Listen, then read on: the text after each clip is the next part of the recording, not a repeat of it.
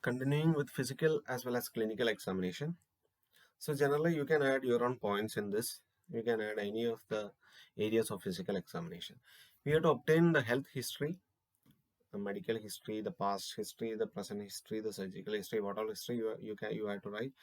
You can add current health status of the patient, medical history, review of the body systems.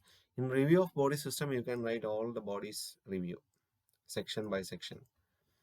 General survey, we can take an overall appearance, including the skin hygiene, the grooming as well as body build, general mobility status of the patient, loss of consciousness, affect and mood, any visible signs, overt signs of distress. And regarding this review of systems, we can add all these points. I have added only limited points. GI function, commonly the persons will be, the old age elder persons will be having constipation, bowel incontinence, appetite, nutritional status, level of nutritional status, as well as sometimes ostomy, the presence of ostomy. So we have to assess the ostomy site. And in the case of neurological function, regarding the reflexes, signs and symptoms of parkinsonism disease, loss of consciousness.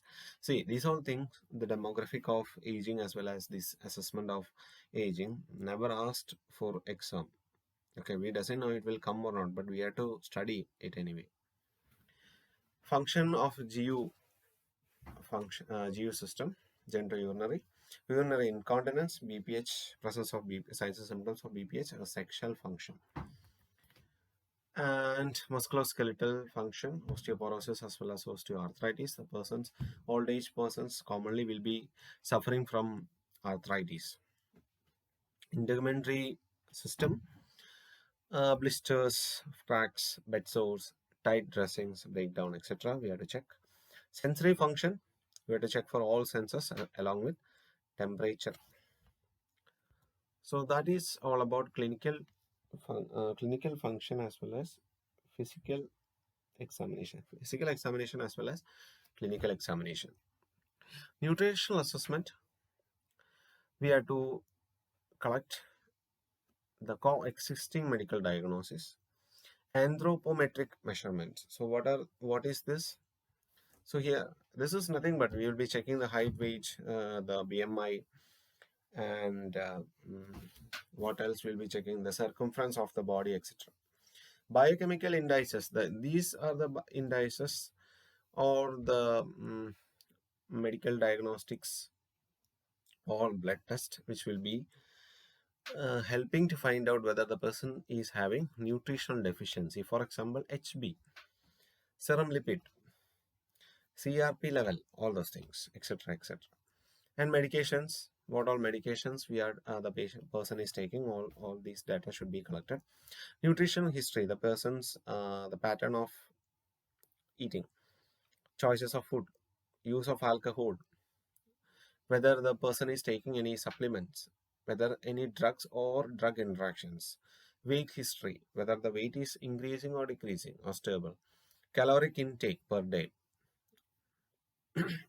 Other components like activity or exercise history should be collected along with psychosocial issues, and also importantly knowledge of the nutrition. So that is about nutritional history, nutritional assessment. Following, cognitive assessment. So in cognitive assessment, we will be finding out the qualities of attention, memory, language, visuospatial skill, as well as executive capacity. Whether the person is able to attentive or attend, or the person is having memory. What about his language? Visuospatial skills, like able to find out the shapes, the distance, predict the distance, compare the differences, all those things. So we can do a MMSC, mini mental stat examination, to find out the cognitive assessment. This mini mental stat examination you will be studying in psychiatry. So you can add some of the headings of those assessment in this here. You can add here cognitive assessment.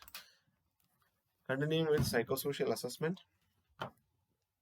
In psychosocial assessment, we will be checking the quality of life, altered mental status, examination of memory, perception, communication, orientation, calculation, comprehension, problem solving ability, thought processes, language, construction ability, abstraction, uh, what else?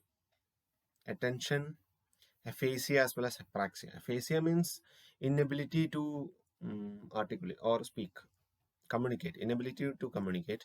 Apraxia means inability to move or do any activity. For example, the person will not be able to tie his shoelaces.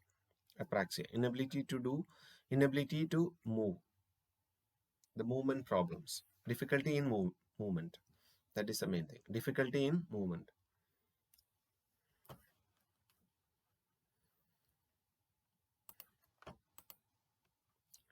And they will be always having depression. So to assess geriatric depression scale is available, we can use this scale. So by the way, we are studying about so many scales, so you have to keep in mind the names of the scale. So write somewhere the names of the scale, okay, separately. Social functioning affects the health and the disease outcome, and the health status affects the ability to socialize and interact with others.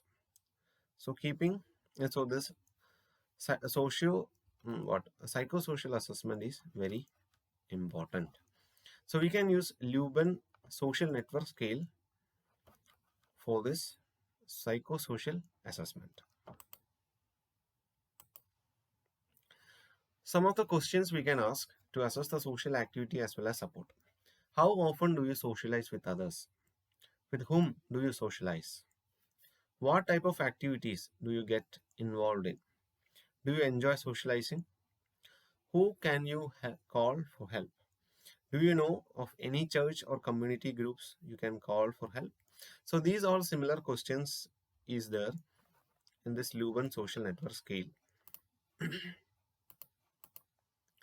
Finally, the spiritual assessment.